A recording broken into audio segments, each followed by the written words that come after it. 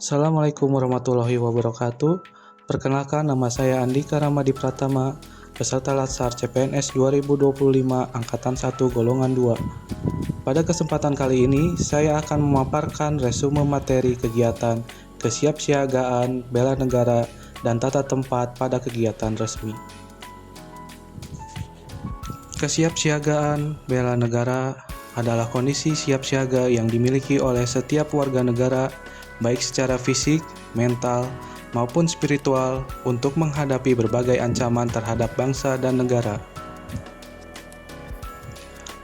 Landasan bela negara terdiri dari cinta tanah air, kesadaran berbangsa dan bernegara, kesetiaan pada Pancasila, kerelaan berkorban bangsa dan negara, dan kemampuan awal bela negara.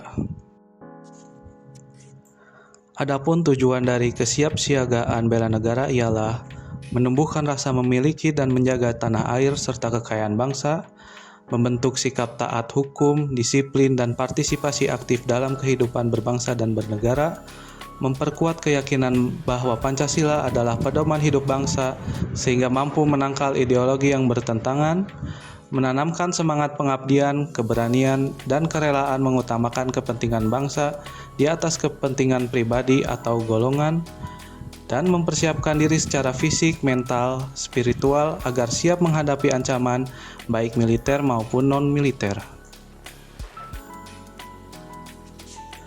Dalam kegiatan kesiapsiagaan bela negara, setiap individu harus memiliki kemampuan awal bela negara. Berikut adalah komponen kemampuan awal bela negara.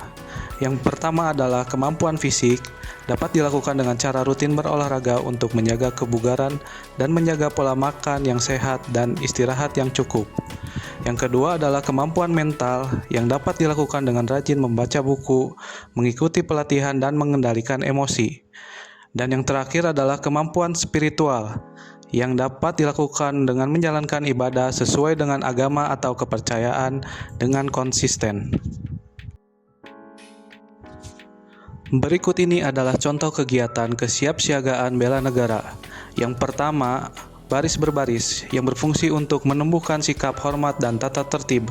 Yang kedua, keprotokolan, yang berfungsi menunjukkan profesionalisme ASN dan sikap disiplin.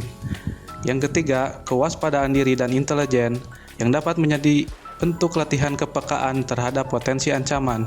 Yang keempat, membangun tim, untuk meningkatkan kerjasama, komunikasi, dan loyalitas. Dan yang kelima, cara kamalam dan api semangat bela negara, sebagai momen reflektif yang menumbuhkan semangat pengabdian dan nasionalisme. Etika dan etiket keprotokolan dalam kesiapsiagaan bela negara. Pengertian etika adalah prinsip moral yang menjadi dasar perilaku. Berikut ini contoh etika dalam keprotokolan dalam kesiapsiagaan bela negara. Yang pertama, menghormati hierarki dan kedudukan, dengan menempatkan pejabat atau tamu sesuai jabatan, bukan karena kedekatan pribadi.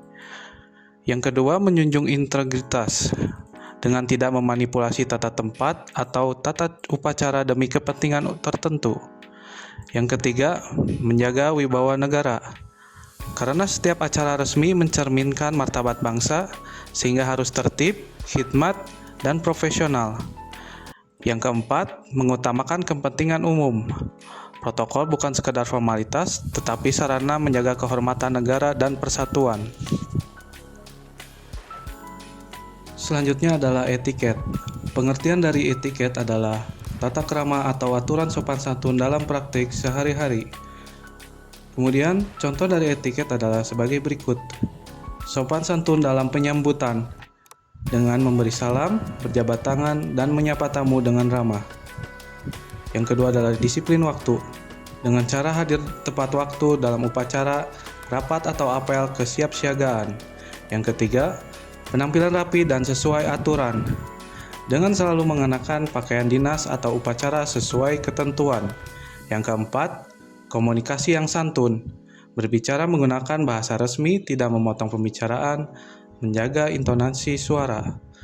Dan yang kelima, penghormatan simbol negara, berdiri tegak saat lagu kebangsaan, bendera dikibarkan, atau saat penghormatan resmi. Materi selanjutnya adalah rencana aksi bela negara. Rencana aksi adalah bentuk konkret bela negara dalam kehidupan sehari-hari, baik di lingkungan kerja, masyarakat, maupun ruang digital. Adapun langkah-langkah untuk melakukan rencana aksi bela negara adalah: yang pertama, identifikasi masalah, aksi, dan tujuan yang berkaitan dengan nilai-nilai bela negara. Yang kedua, merumuskan sasaran dan solusi. Yang ketiga, menyusun rencana aksi dan implementasi. Dan yang keempat, memonitoring dan evaluasi dampak dari aksi. Materi selanjutnya adalah keprotokolan tata tempat dalam kegiatan resmi. Keprotokolan tata tempat adalah suatu sistem yang mengatur penempatan dan pengaturan tempat duduk, meja, dan dekorasi lainnya dalam suatu acara resmi seperti pertemuan kenegaraan, upacara, atau acara formal lainnya. Keprotokolan tata tempat dalam kegiatan resmi mempunyai fungsi menunjukkan penghormatan kepada pejabat atau tamu, menjaga kelancaran acara agar tidak menimbulkan salah paham, dan mencerminkan profesionalitas penyelenggara acara. Ada 4 poin prinsip-prinsip umum tata tempat. Yang pertama, penempatan didasarkan pada jabatan atau kedudukan resmi. Yang kedua, konsistensi arah hadap podium, baik itu peserta maupun pejabat. Yang ketiga, penempatan simbol negara di posisi terhormat. Yang keempat, aksesibilitas dan keamanan harus diperhatikan. Selanjutnya adalah contoh tata tempat kegiatan resmi. Yang pertama, tata tempat di dalam ruangan atau indoor. Yang pertama, susunan kursi diatur berdasarkan tingkat protokoler. VVIP di tengah depan, VIP di sisi samping VVIP, dan peserta umum di belakang. Kemudian, bendera merah putih berada di sisi kiri dari sudut pandang audiens.